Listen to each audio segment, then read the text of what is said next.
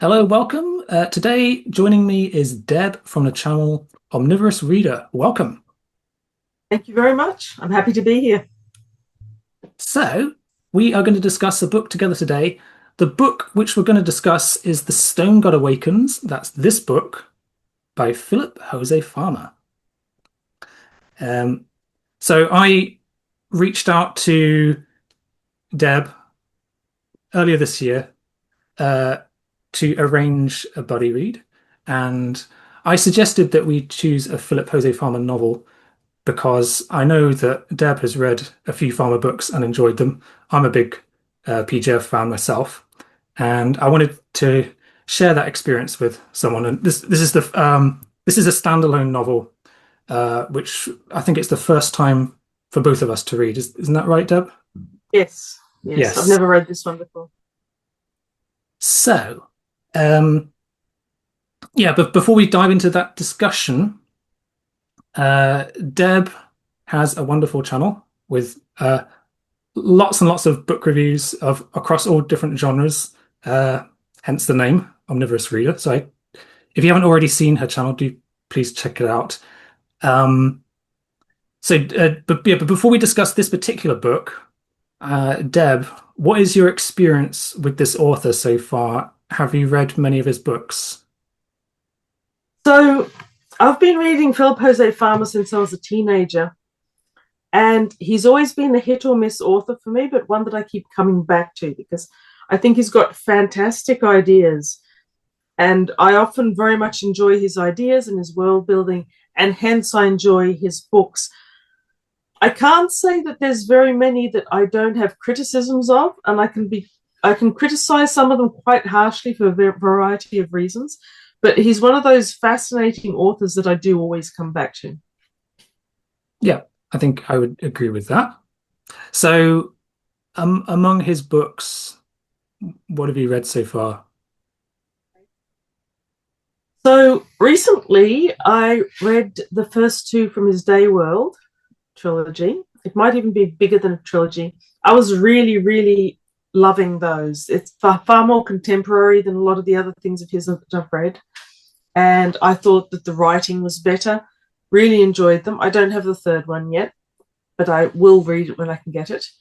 I've been slowly making my way through the Riverworld saga. I did To Your Scattered Bodies Go as a buddy read with Ira. Or was it Chris? It is a buddy read. And then I read the second one and I limped through that a bit, but I continued on to the third one, which I enjoyed more, and I will keep going with that. I just need a break or two in between. I read a lot of his books when I was younger, but often out of sequence. So I'm enjoying reading them with perhaps a more mature outlook and reviewing them as I go. Okay. Yeah, I only discovered this author myself about 6 or 7 years ago, but and that was through Riverworld, and I've read all of those books now, and I've read quite a few of his other books a minute. I'm actually going through the World of Tears series at the minute, and I've got just one book left to go. Um, so yeah, I've been this year in particular, 2026, uh I've been on a Philip Jose Farmer roll. I think this is maybe my eighth book that I've read by him this year. That's a lot. Um, but yeah, it's nice to read one of his standalones because I've been reading this series for quite a long time now. So, That, and that was actually what excited me about The Stone God Awakens. I know you originally suggested a different Philip Jose Farmer that I couldn't get my hands on, but I was really excited to read a standalone because everything of his that I've read recently was part of a series, and I really wanted to read one book, which this may or may not be, apparently. yeah, well, we'll come on to that, but it is a standalone, I think, and maybe it wasn't necessarily intended. Maybe it was intended to be a part of a sequence, but there is no sequel. This Um, year. but yeah, this title was Deb's suggestion originally. I picked up this copy based on your suggestion. Um, and you mentioned that he has some quite outstanding world building in a lot of his books, and I think this is definitely no exception to that. Um, this has got some pretty wild world building, which we'll come on to in just a minute. So, so yeah, this book was originally published in 1970. Um, it's been described as a planetary romance. I'm not sure if that That's it. fits or not, but it kind of is within that tradition. Uh, One of the first things I noticed when I started reading is that there are no chapter breaks, which is a little bit unusual for this author. There's not even very many, breaks between scenes. It's like just one continuous block of text. Um, And but also, yeah, you also don't go from different point of view. Sorry to interrupt. You also don't go from different point of views, and that's very different to, I think, everything else of his that I've read, except a couple of early books a long time ago. But I was actually about 2/3 through before I realized that there weren't any chapters because it rolled so well that it didn't actually bother me. yeah, yeah. In a minute, I'm going to ask you to introduce the plot. But basically, in a nutshell, I describe this as a post-apocalyptic novel, which is set millions of years in the future, countless eons after humanity's extinction. But yeah, perhaps you could describe the protagonist and the world in which he finds himself in. Okay, so our protagonist, we don't actually meet him initially. We start off with what I think is one of the better beginnings for a Philip José Farmer book that I've read. And it's a bit typical for him in that a person awakens, doesn't know where they are. But this person awakens in the middle of a burning house and a battle's happening outside. And it's instantly engaging and it completely and utterly absorbs you. So I loved that. And initially, when he awakens, we're not introduced to him, we're introduced to the circumstances, which I thought was really, really good. But when we do finally meet him, we find that his name is, I've written it down here somewhere, there's a lot of it. Ulysses, Yeah, what's his name, Robin? Ulysses Singing Bear. Ulysses Singing Bear, that's it. And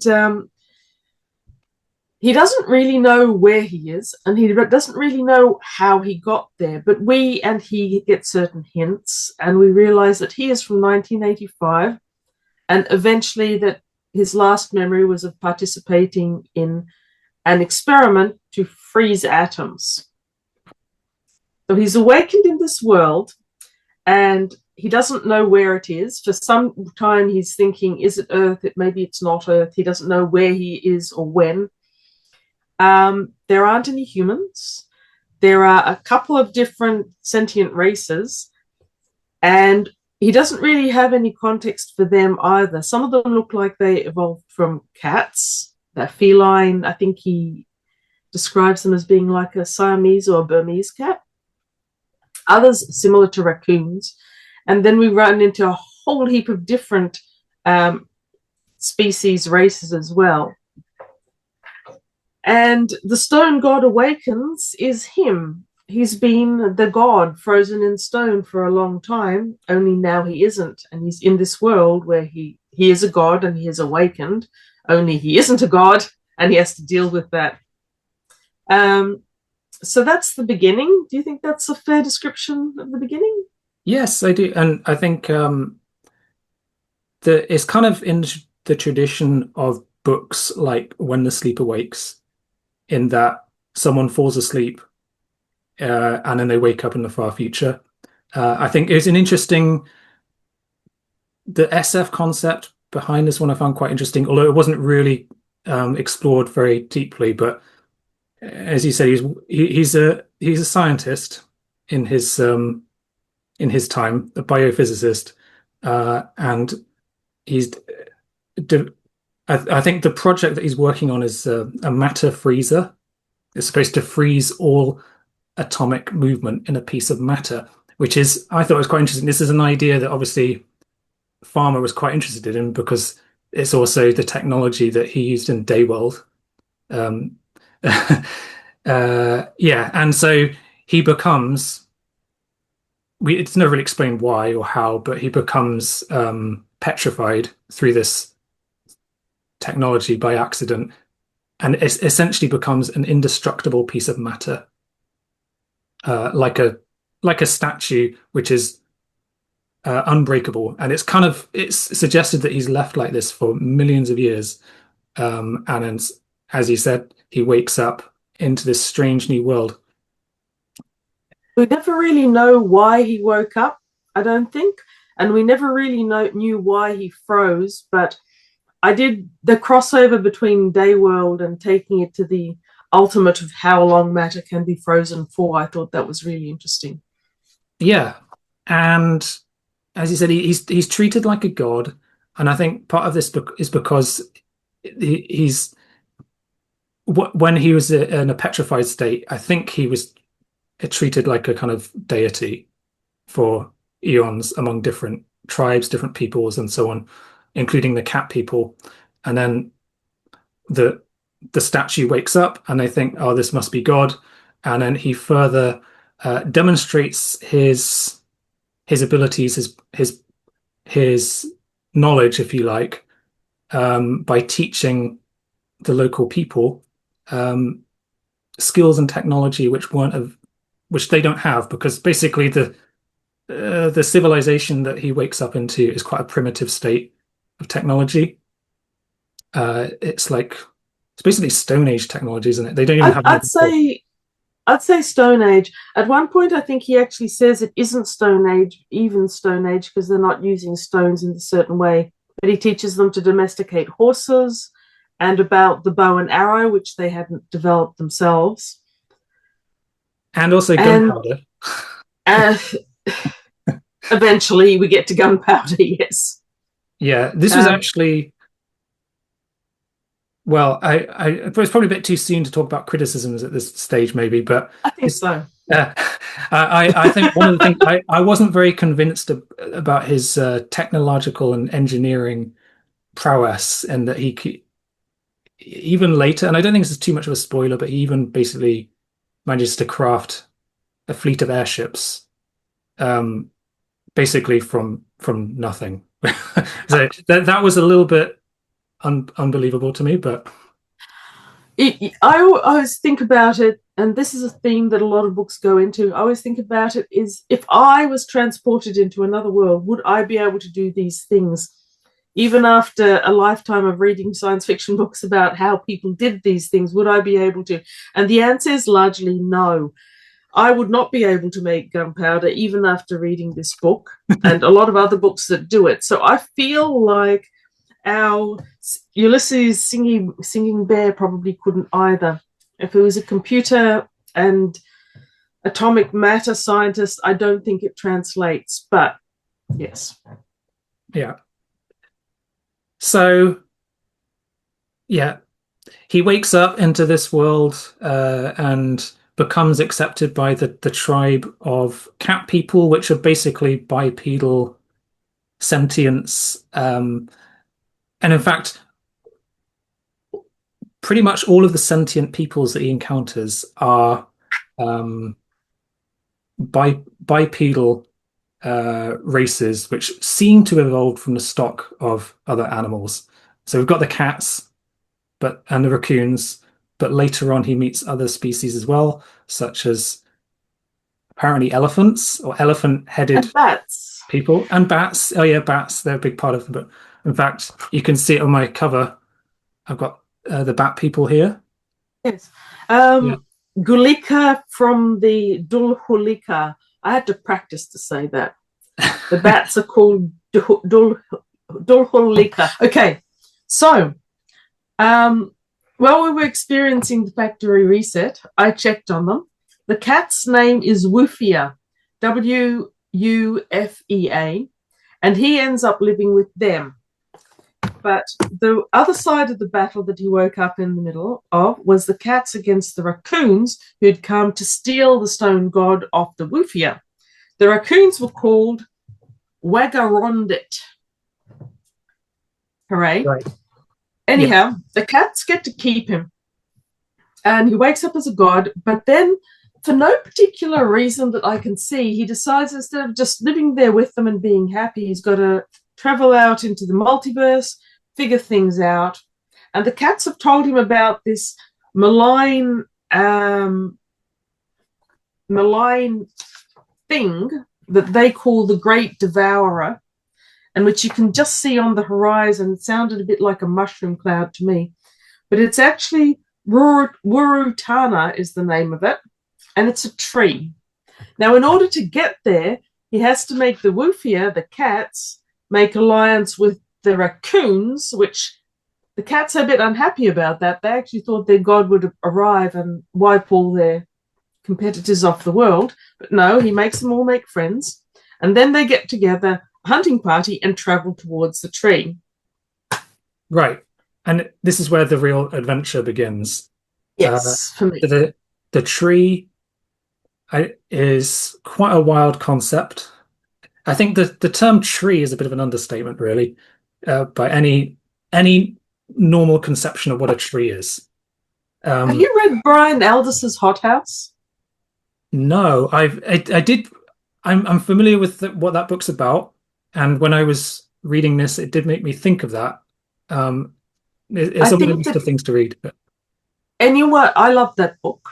Aldiss is another one that I thoroughly enjoy his ideas. The writing can be hit or miss, but his ideas are always good. The second we encountered the tree, I'm going, this is Hot House. Farmer must have loved Hot House as well. I'm pretty sure it was published first. Not yeah, certain. I think it was in Hot House in the 60s. I think so. I can't remember. I haven't read it yet, but yeah. Um, so the tree in this story is known as Wurutana, and it is a gargantuan construct, which it does actually get compared to Yggdrasil, which is the world tree in Norse mythology. It does refer to that in the book. But I made a note here. Apparently, it's 10,000 feet high, which is about 2 miles or 3 kilometers, and it spreads out for thousands of miles. So the branches just spread out. It basically covers like a whole continent, pretty much. And So it's I envisage it a bit like our Moreton Bay fig trees, because what they do is they'll send out this huge branch and then they'll drop down roots, and the roots will root, and the tree just keeps on going like that. They're not quite as big as Wuratana, but that was what I was imagining while I was reading this. So, yeah. Keep yeah, going. yeah, fair enough. Yeah, and it's quite a mind-bending concept, and the implication is one that it has a mind of its own. Now, whether that mind is truly natural or it's a construct is kind of left a little bit open-ended. And secondly, that it is gradually taking over the world, and various races see it as a threat. But at the same time, it also has control over certain sentient races that live within its quarters. Does that make any sense? I'm not sure I did describe that very well. I mean, it doesn't make any sense, but that's exactly what it is in the book. So you've got this massive tree that is countries wide, and it's expanding slowly until it will cover the whole continent, we're told. Within it, you've got a huge number of different races, like the bat people, the Dulholika. They may be a bit unusual, but there are many other races as well. We've got cheetah types and hippo types and alligator types without legs, which is odd. And all of these different species and races live in part of the tree. And we find out later that the tree is almost like a god to them. It rules them, it tells them what they can and can't do. And what it wants to do is it wants to absorb all the races from outside of it into itself. So you've got ones like the cat people who are resisting that and see it as the enemy. And you've got a couple of races that we find out later that actually were part of the tree once and then they left. But basically, the idea is that it will swallow the whole continent. Yeah. And there's quite a big chunk of this novel, especially in the middle, where Ulysses and his band of followers, Yep. the cat people and the raccoon people, are making their way through the tree because he wants to go to the other side of the tree, well, to the south, I think, to the other end of the, I don't know, the continent, wherever he's supposed to be. Uh, but Initially, what he wanted to do was find the center intelligence of the tree and kill it because the Wufio were saying that it's a threat. yeah, But then once they got into the tree, they sort of discovered that the idea of a central intelligence they could actually find seemed impossible, and actually surviving the tree seemed unlikely. So at that point, they were just trying to get through the tree because Ulysses had heard reports of there being potential humans living on the other side of it. And he has this obsession with finding true humans. yes. And so we've got this kind of odyssey through the tree, which sounds strange the way we're phrasing that, but basically, there's many different components to the tree. There's the kind of swamps at the bottom of the tree where virtually no light can get through, and it's quite a dangerous place. So they spend most of the time climbing up the various branches, and they've got trees growing within the tree, and within these branches they've got like rivers and lakes and stuff just on the branches. These branches run for thousands of miles. It's insane.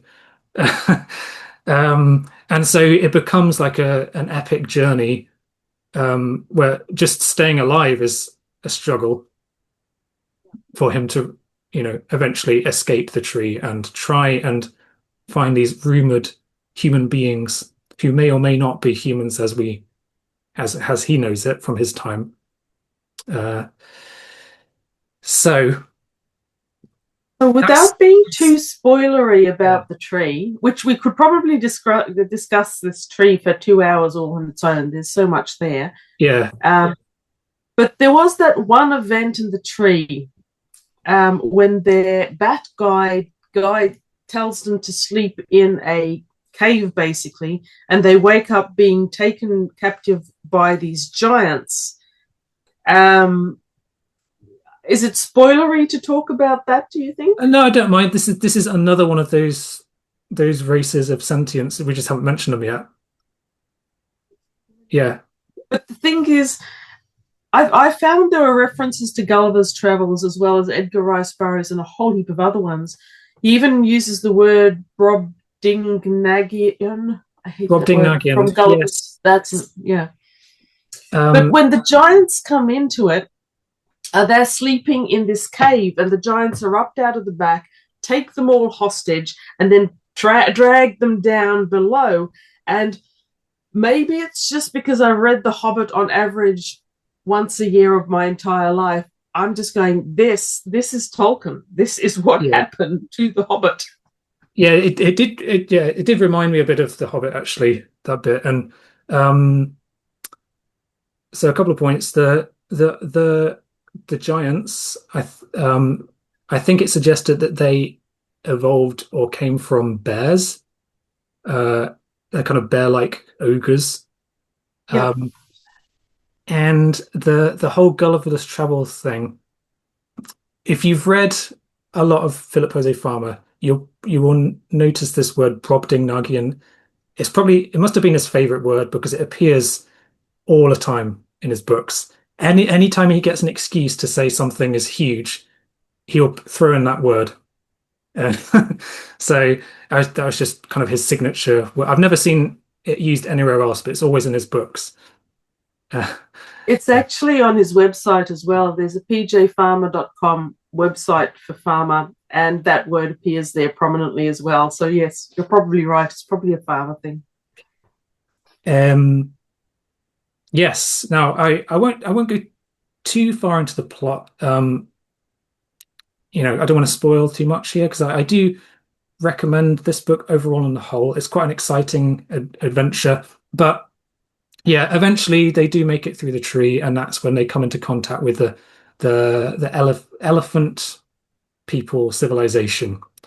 Um, I don't know if you want to say a word or two about that. I've forgotten what they've called. Thought I made a note, but I can't find it. Uh, But it was it's quite the Nesh interesting. guy. Nash guy, yeah. Yeah, It was quite interesting how they came across them, because up until now we've had the Stone Age type people of the plains. We've had all the different races that live inside the tree. To one extent or another, I guess jungle savages in a way, except for possibly the bat people. But then on the other side of the tree, there's these traces that make Ulysses think that there may be humans there, and that leads them to the elephant people, who are by far the most technologically advanced that he's encountered so far. And they've got a civilization that I would say is probably around about pre-industrial revolution, but advanced. It's got machinery, it's got cities, it's got a social structure that's a bit perhaps like an Eastern structure in how you've got kings and advisors and all the different levels. So it's quite elaborate. And what excited me about it was that it seemed to be a plant-based science and engineering. So they have machinery, but it isn't built machinery, it's grown machinery. And I found that incredibly exciting as a concept, and I would have liked to hear more about it. right. So, Yeah. And it is there among the elephant people that he eventually meets the rumored humans, or apparently they're humans that, I won't spoil it, but basically there's some debate there, like, are they really humanity? Because it does actually get it mentioned at some point that 20 million years has passed, and obviously a lot has changed in that time. And there is one more thing that I would really like to mention, which I thought was one of the most intriguing aspects of the whole world building of this book, is when Ulysses notices that the moon has been terraformed. He looks up into the sky and he sees that the moon is no longer a lump of rock. It's bluish green. It's white flecked. And the implication here is that at some point, humanity or whoever got to such an advanced stage of technology that we actually terraformed the moon. But since then, we have all gone extinct. And I thought this was one of the most intriguing mysteries of the book. What do you think? I thought it was really exciting. Again, it's a bit reminiscent of Hothouse and a few other things, but it's like this teaser to lead into a different story.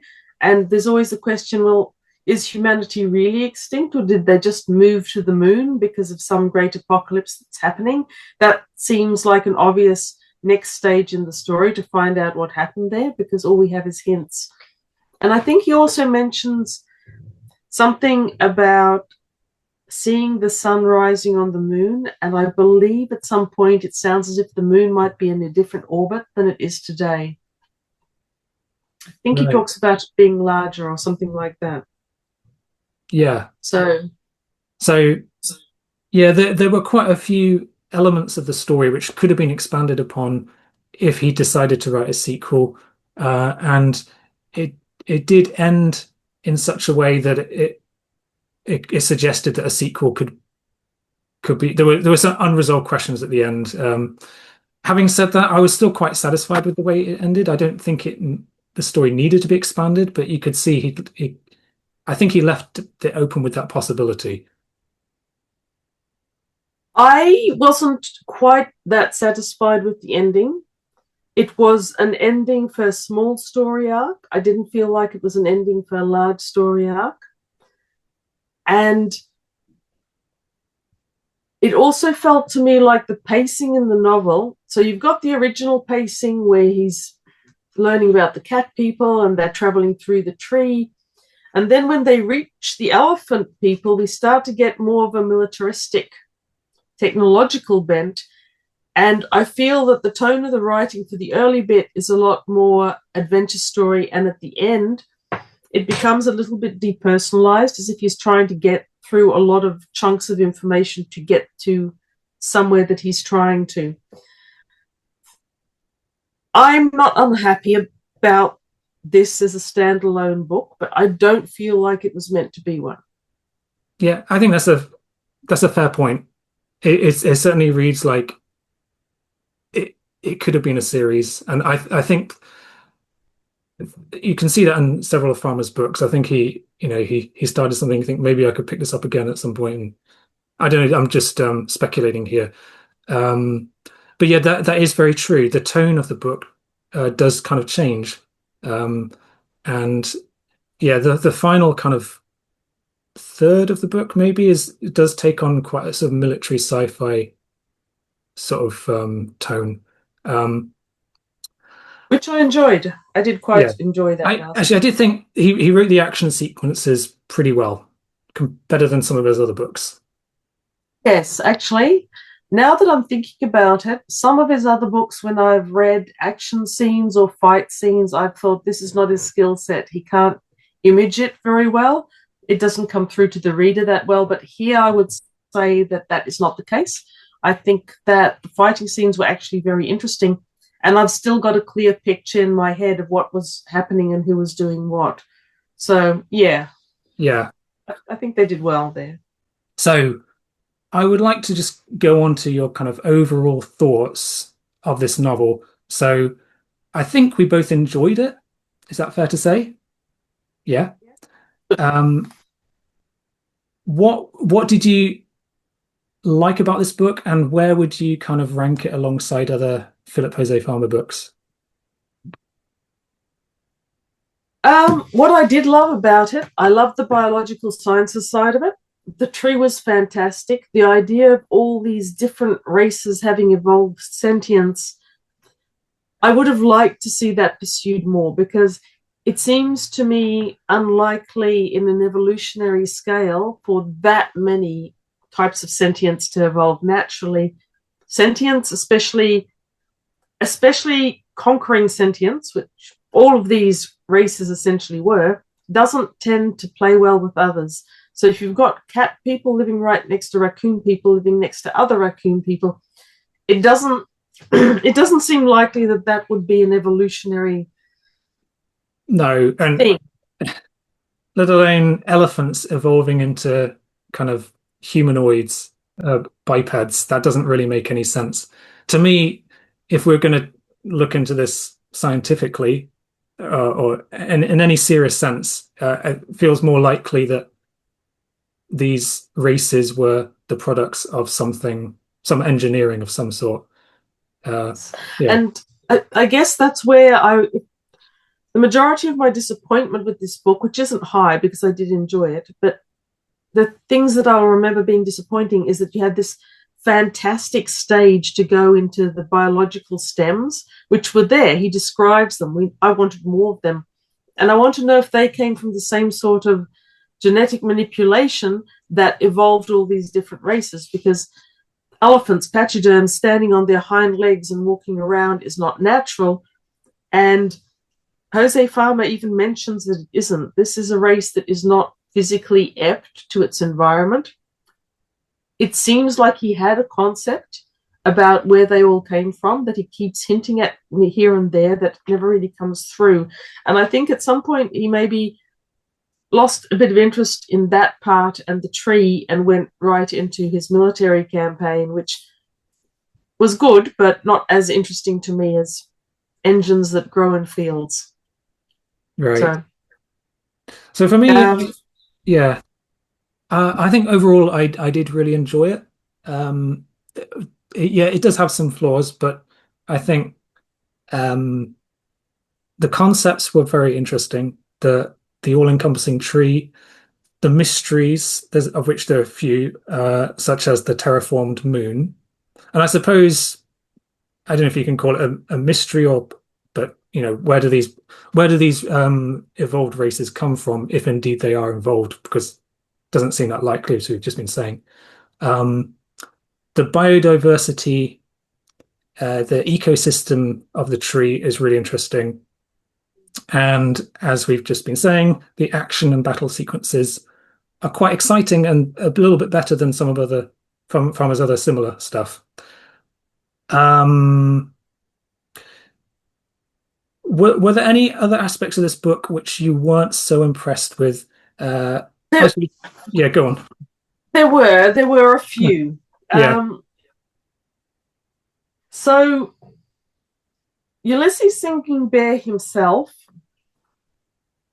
as a character, he starts off being a character, but like we said, he devolved into this generic competent man who's, to a certain extent, not easily separated from other competent men that Philip José Farmer has written. It's like at times he seemed interchangeable with some of the Riverworld characters, for example.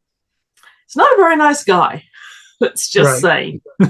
His attitude towards the species that he's living amongst is very, very 21st century white man colonial, which, since we're told that he's of American Indian or First Nation descent, came across as slightly odd to me. Right. His attitudes towards women later in the book are, shall we say, questionable Yeah. and problematic. And he just doesn't treat people very nicely. So I Yeah. don't mind that from a protagonist. I do prefer some acknowledgement from the author that that's what that person is. And with Philip José Farmer, I'm often not sure whether these protagonists that I think are quite terrible people are ones that he actually likes and respects or not.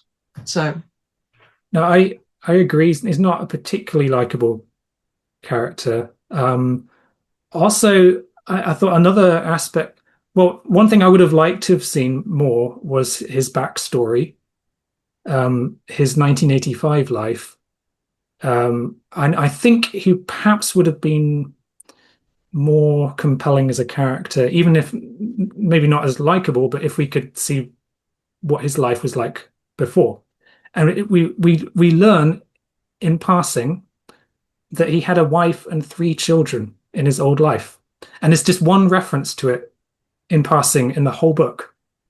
And you would have thought that, missing his family, his life back, not back home, but back from his time, would have been a major issue that he would be dealing with. But he doesn't show any evidence of missing his old life at all, or his wife or his children or anything. And to me, that's not very believable or compelling or relatable. yes, in terms of emotional development, our main protagonist here really just doesn't have any. I No, think in the first part of the book, there's a few hints that he's starting to try and establish that while he's with the Wufia. And at that point, he's struggling because he's a god, but he isn't a god. He's certain that his continued existence relies on convincing them that he is a god. So you've got a lot of that, and you've got interaction with a couple of the Wufia characters that are prominent in the story.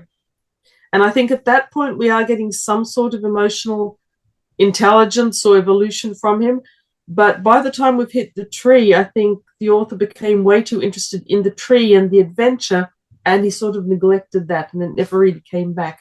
But I agree, it's like one mention of a wife and three children, but I don't think we ever learned their names or anyone no. that he worked with or what they were actually working on. It's kind of Um, a void. yeah, and there's another thing which is perhaps questionable or a bit weird is his relationship with uh, one of his feline companions is the cat girl, Wyria, Wyria, Arena. Wyria. Yeah. Ah, Um, so he has this kind of ambiguous relationship with this cat girl who gets so she joins his side along in his quest. I think if I remember right, when the cat people set off on their voyage to the tree, he recruits all of the males and leaves the females behind, except for this girl. So obviously he's got some kind of attachment with her. Um, I'm glad to say they never actually hook up. That would have been a bit cringy, but it is basically a relationship of unrequited love, but more or less. So I think it it's kind of suggested that she's in love with him, but he can't be with her because they're two different species. Um, and this leads to various kind of, I was going to say a love triangle, but it's not really a triangle because there's like multiple like It's more pseudo, like a quadruped, yes. a love square. Yeah, love square. Yeah, with the human girls who are not quite human. So it's all a bit weird, and I'm not really sure if that adds anything to the story. It doesn't, but it is very Philip José Farmer. Um, I found I found the original concept of he's woken up in this future world. His handmaiden is actually the priestess of his cult from before he was reanimated, and she's still tending him, and she goes with him on his voyages and everything. And there's clearly an affection there. And I think initially Philip José Farmer was trying to build some sort of moral ambiguity about being attracted to someone who isn't human. But then our Ulysses there's got that thing is she an animal? Is she a human? And it's like at some point, I think that debate has been settled amongst humanity. It's like if you are a person, you're a person, and the species. I'm very glad they didn't hook up. I didn't want to see that. But the ambiguity that Farmer tries to put in there is a little bit off color, I would say.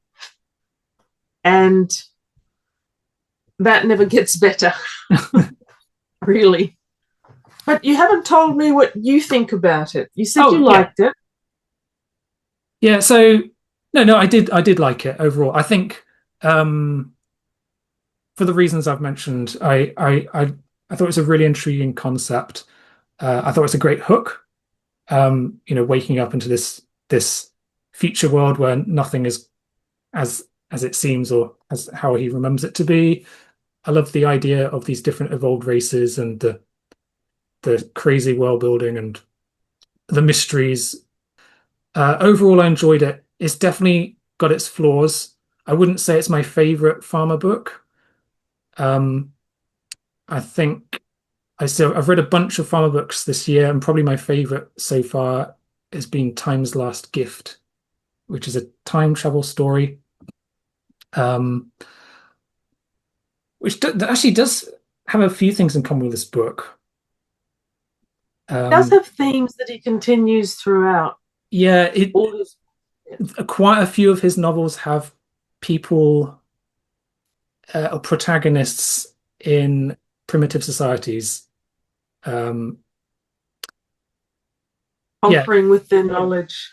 yeah. Um, no, I'm glad I read it, and thank you for suggesting it. Thank you for agreeing to. I I'm glad I read it too. This might have sat on my shelf for a very long time if we hadn't read it as a buddy read because I've got a lot of books and I'm glad to have read it. Yeah. Oh, my beautiful cover, by the way, is by J.H. Breslow. Okay. Is that a US edition? Or I think it is Ace Books from yeah, 1979. Yes, it's the yeah. US edition. So this one, in case you're interested, this is Panther science fiction. This I think this is a Bruce Pennington painting, and I quite like it. So I Um, read a few reviews by other people after I finished the book, and one of them is by Greg Bear, and he talks about the cover. Apparently, Kidby did a cover, and it was so harsh that he said it wouldn't be suitable for younger readers. So okay. that's interesting. So I'm still working my way through my Farmer collection. Um, the next Farmer book that I'm going to read is, I'll just grab it. The last um, World of Tears book is called More Than Fire. Oh yeah, Got a very kind of 80s action movie looking sort of it cover. does. I like it. Um, I'm also planning to read his short story collection, this at some point soon. This is called Strange Relations, and it's got a very weird cover. It's another Panther science fiction book. I think I have read that one. I'm not sure if I've still got it, but I think I did read that once.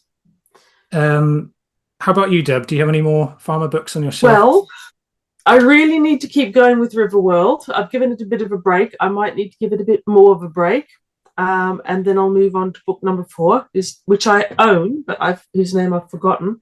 And I'll just get the next one.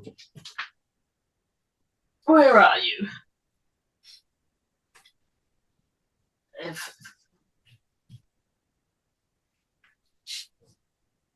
Okay, I can't find it in my chaos of a to-read shelf, which extends over most of the wall behind me.